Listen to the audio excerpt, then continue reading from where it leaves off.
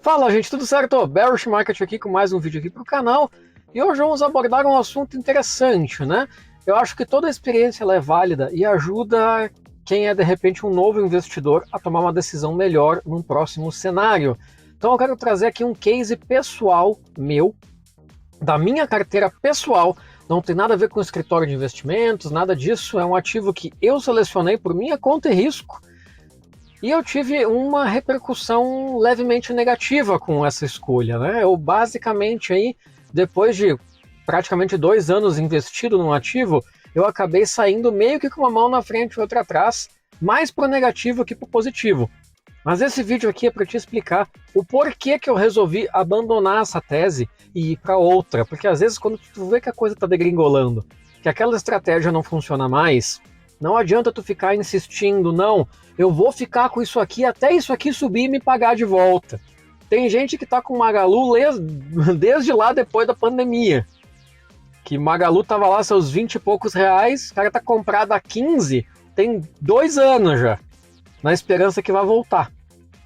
Então assim, gente, não necessariamente se tu sofre uma perda, precisa que aquele ativo específico volte. Muitas vezes ele não vai voltar.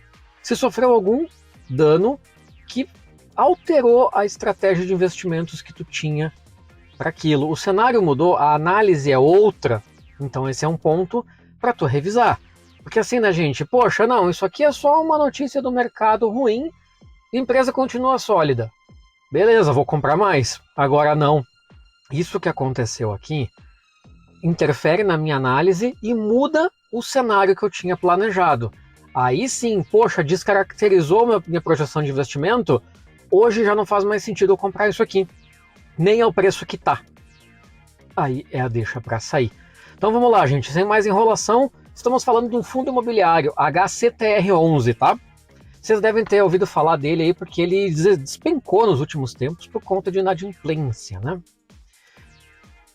Eu tenho esse fundo já há algum tempo, tá, gente? E ele vem pagando dividendos excelentes. Vamos lá, por que ele paga dividendo excelente? Ele é um fundo de papel, isso quer dizer que tem vários CRIs ali dentro com taxas de juros acentuadas, né? Então, quem tomou a dívida pagou caro pela dívida, para poder ter um retorno bom ali dentro do fundo, né? Então, já é um crédito de risco. Quero deixar bem claro que esse ativo estava na minha parte de risco da minha carteira. Não estava na minha parte de segurança de dividendos que um fundo imobiliário normalmente fica. Estava na minha parte de risco, junto com, por exemplo, algum fundo monoativo, alguma coisa assim, que vai pagar mais em troca de um risco maior, né? Então o que eu projetei lá atrás na minha tese, né, gente? Poxa, isso aqui está pagando um excelente dividendo. Tem chance de alguns imóveis aqui terem problema? Tem.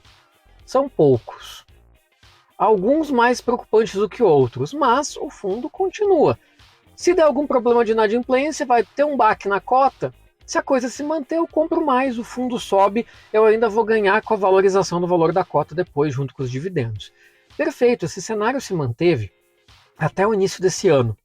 Tá? Então, mais ou menos um ano e meio que eu fiquei posicionado, ganhando excelentes dividendos, na casa de quase 20%, tá, gente, de yield. Fantástico, retorno. Aí que veio o primeiro estouro, né? Porque teve um estacionamento de gramado ali que deu calote no fundo, né? E depois teve outras empresas também que deram sinais. Né? Pediram para renegociar a dívida, mas não deram calote propriamente dito. O boom, o derretimento da cota veio com o calote, que ela caiu 50% na cota. Depois começou a se reerguer e depois até agora recentemente estava acompanhando, caiu de novo. A cota saiu de mais de 100 para 50. Eu tinha comprado na faixa de quando estava uns 90. Subiu até 100, 110, aí caiu para 50, voltou para 60, 61 e agora está 54 por aí. Ela caiu de novo porque teve mais um não pagamento aí de um emissor, né? Então, quando o CRI não paga, o fundo não tem de onde tirar dinheiro para pagar os cotistas, então o dividendo também é menor, o que também culmina para as pessoas caírem fora do fundo, né? Fundo imobiliário quer dividendo. Mas vamos lá, gente, por que eu tomei a decisão recentemente de sair fora de HCTR11? Conforme eu vinha acompanhando os relatórios, eu via que o número de empresas em avaliação lá dentro estava crescendo. Então, um cenário onde tu tinha 2 potenciais perigos, quem sabe 3, Com o tempo, tu vê lá na lâmina do fundo, por exemplo, de CRI, tem lá o status das negociações. Tem alguns status que a gente chama de em renegociação da dívida, ou seja, o emissor, para não dar calote, ele pediu um prazo maior para pagar. Ele quebrou mais a dívida. Então, se eu ia te pagar 1.000, eu estou te pedindo para te pagar, ao invés de 3 de 1.000, eu estou te pedindo para te pagar 6 de 500, com de repente 7 de 500, porque vai ter um juro aí, tá? Então, para não te dar calote, eu estou dizendo que eu preciso de um alívio e eu vou te pagar um jurinho a mais. Só que temos que entender que esses caras já tomaram um juro alto. Então, ele queria renegociar a dívida, aceitando mais juro. Isso já acendeu a primeira luz amarela, né?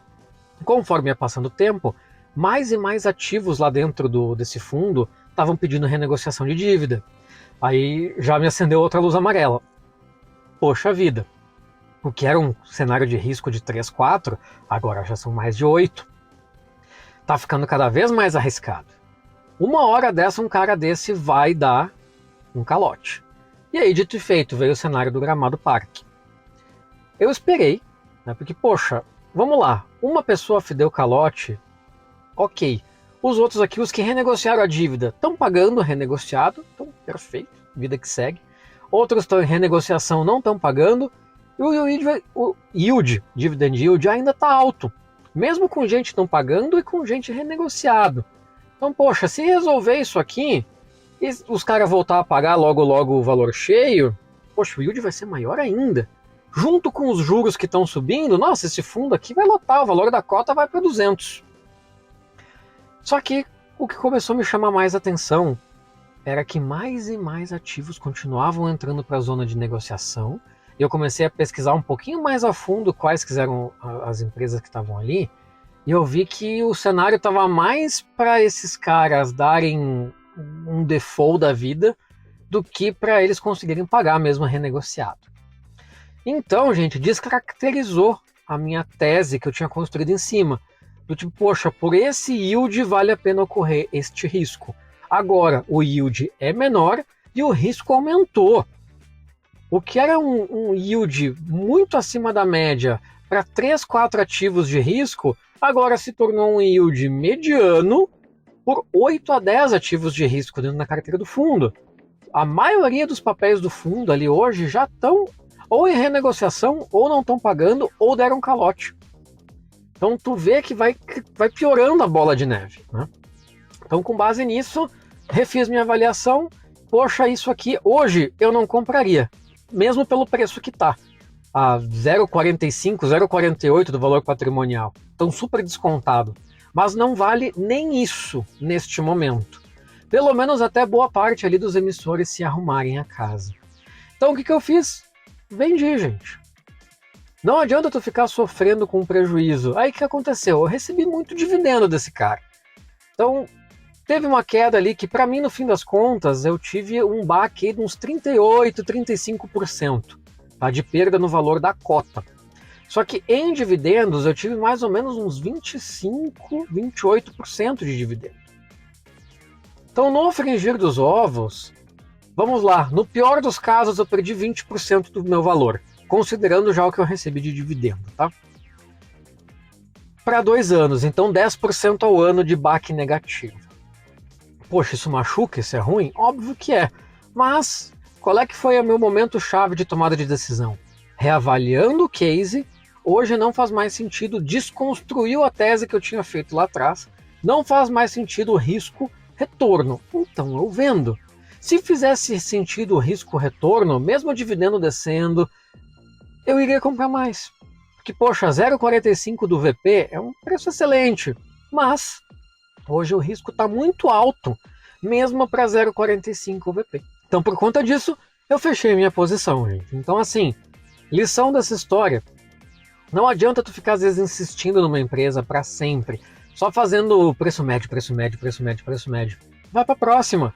Tanto é que eu fiz uma manobra, eu vendi e eu comprei algumas ações e eu comprei outros fundos. Reforcei minha posição em fundo de fundos, né, que eu tinha praticamente zerado tempos atrás para realizar lucro, tá? Só com a minha reposicionamento aí de carteira, o fundos e fundos que eu comprei já valorizou 8% em questão de 2 semanas. Porque, né, em função desse cenário de juros aí, os fundos estão esticando. Então eu já coloquei 8% tá de volta no meu bolso já, só porque eu troquei de ativo. A ação está um pouquinho mais acomedida, ela valorizou só 2%, mas ela vai pagar dividendos agora mês que vem, então já vai me ajudar com mais um pouquinho. É isso que tem que fazer, gente. Poxa, aqui eu tô com esse dinheiro aqui parado, minguando, com um cenário de risco que está cada vez pior, e aqui eu tô vendo oportunidade para botar esse capital. Vai para lá, não tenha dúvida disso. Então, gente, só com essa minha realocação, metade do meu prejuízo em 3 semanas eu já matei.